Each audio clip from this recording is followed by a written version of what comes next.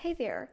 Today I will share with you a language learning method that I have applied for not only English but also for Chinese. And of course, my Chinese is definitely not as good as my English, but I have used this method to navigate me in my Chinese learning journey to help me find a way and to I've made a bit of progress. So I figured maybe this method will be helpful for you guys.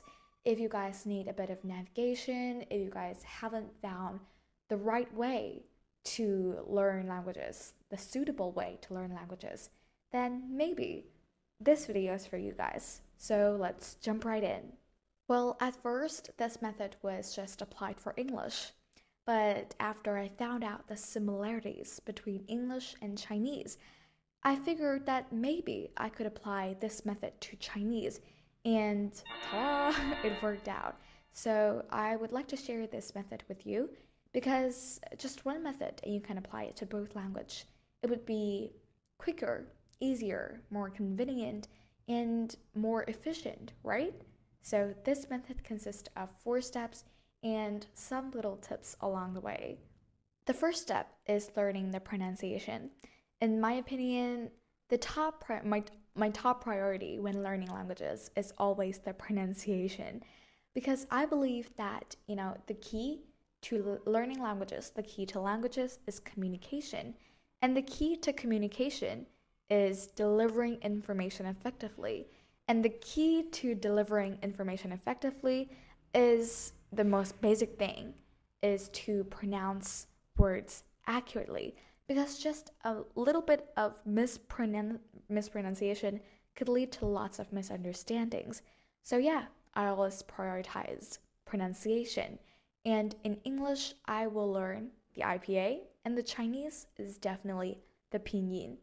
These are the two things that you need to mark in your mind to learn by heart, because this will build a strong foundation for you as you move on to learning more advanced things in English or Chinese.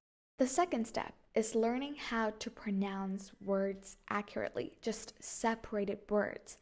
Just find random list of words and try to pronounce them accurately based on the IPA or the pinyin.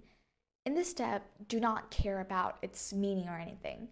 Your top priority here is just the pronunciation, and you will focus more on the meaning, the vocabs, the grammar on the next step.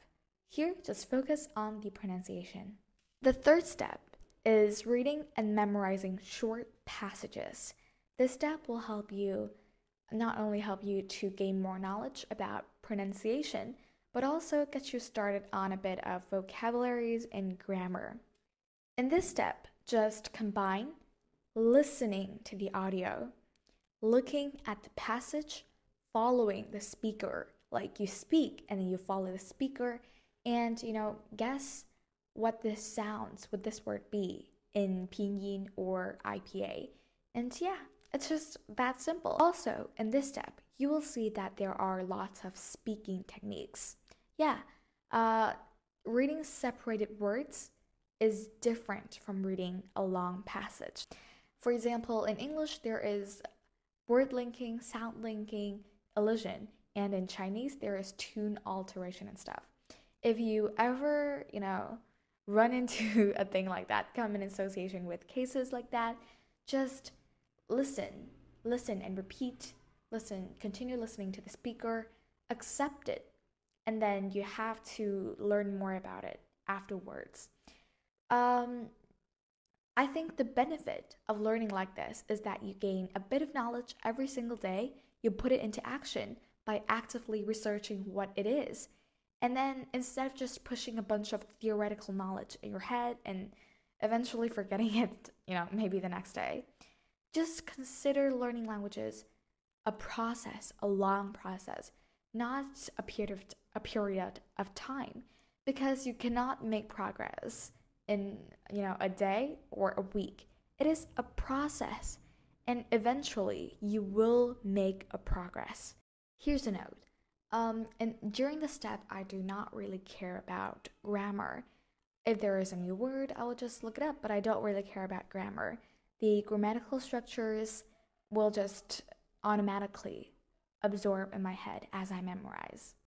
Now, you may ask me, is there any memorizing tricks? Well, unfortunately, no. But yeah, fortunately, you don't have to memorize this like you're cramming for your test. Just take your time and try to memorize it as natural as possible in the most natural way so that the vocabularies and grammar will go into your head naturally. It's just like that.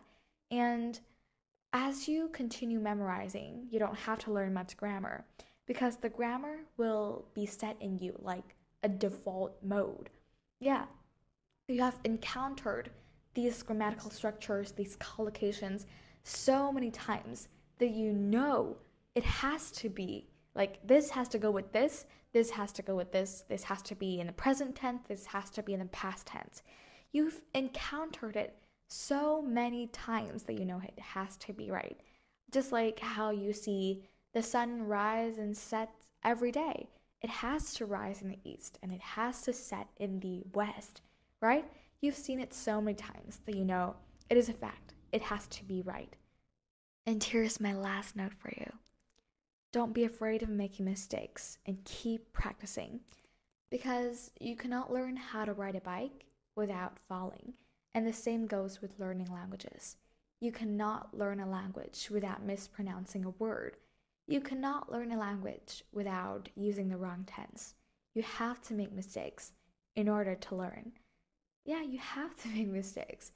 And you know what? Making mistakes is the proof that you're still trying. So keep studying.